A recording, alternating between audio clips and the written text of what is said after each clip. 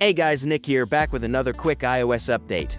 iOS 27 is just 1 week away. If you want to get iOS 27 beta as soon as it drops after WWDC, make sure you watch this video till the end. Today I'll show you 2 ways to get it. The first is Apple's official method, and the second is the method I personally use every time I test a new beta version. Let's start with the official method. A lot of people think that once an iOS beta is released, every iPhone automatically gets the update. That's actually not how it works. You need to enroll your Apple account in the beta program first. Otherwise, you'll have to wait for the final release. The setup is pretty simple. First, open the App Store and download Apple Developer. Once it's installed, open the app, tap Account, and sign in with your Apple account.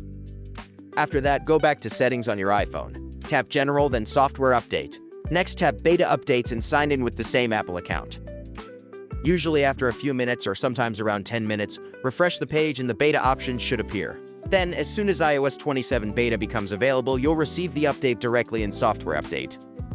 Just tap Update now and start downloading. However, there is one small issue. Some users run into problems where the developer enrollment fails, the beta option doesn't appear, or the iPhone simply doesn't have enough storage space.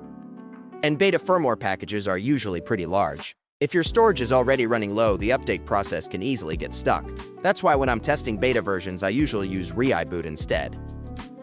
One thing I really like about it is that you don't have to keep switching beta programs on your iPhone. You can view available iOS versions directly on your computer.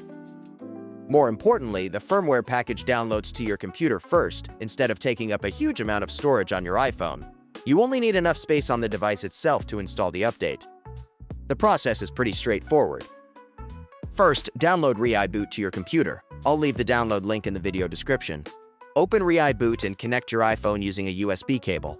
Then click iOS Upgrade or Downgrade and choose Upgrade.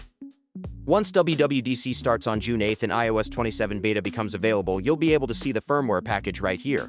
For example, right now you can already see the iOS 26.6 beta package available.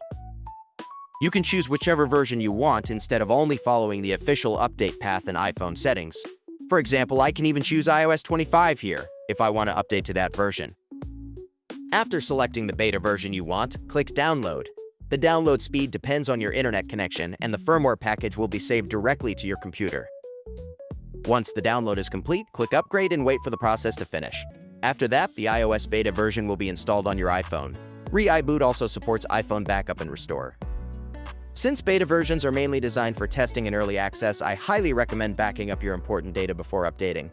And if this is your main daily driver, it's probably a good idea to be a little cautious before jumping in. So, are you going to install iOS 27 beta on day 1? Or are you waiting for the official release? Let me know in the comments below. And if you found this video helpful, don't forget to like and subscribe for more iOS updates. Thanks for watching, and I'll see you in the next one.